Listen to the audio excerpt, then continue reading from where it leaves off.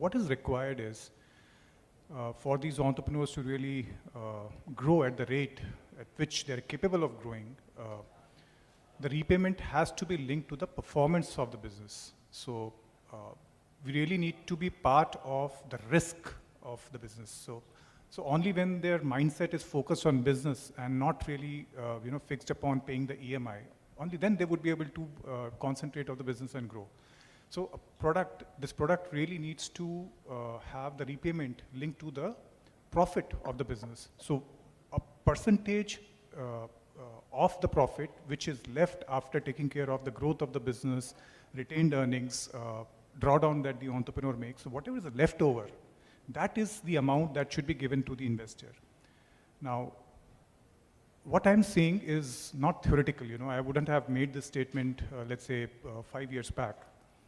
Now, what we have done recently is we have gone ahead and experimented, and what we have found is that if the entrepreneurs share this profit left over after taking care of all the expenses and their returned earnings and whatever is required for the growth of the business, if they simply keep sharing this profit over a period of 5 years, and then return whatever is the investment principal that has been given at the start of the 5 years, after 5 years at par, so no valuation gain coming in.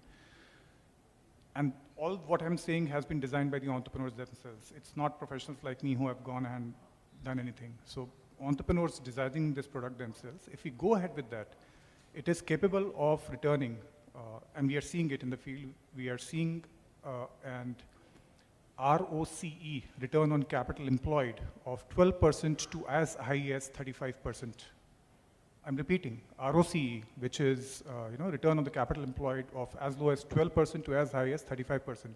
So if you spread it over 5 years, okay, this translates into net IRR of 12 to 14%. So not just 4%, 14%, which is today these heavily funded unicorns are far away from providing to the investors. Okay, so the point I'm trying to drive at is that our micro entrepreneurs are capable of proving themselves as a deserving asset class. So if you look at the risk-adjusted curve, which is called efficient frontier, on which you have stocks on the top high end, highest risk and highest return, and you have the bonds, lowest risk and lowest return.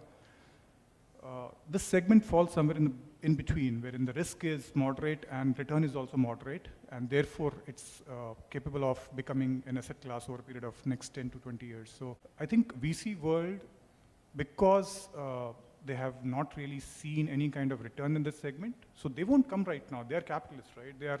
We would see private equity money coming in, let's say, 20 years down the line.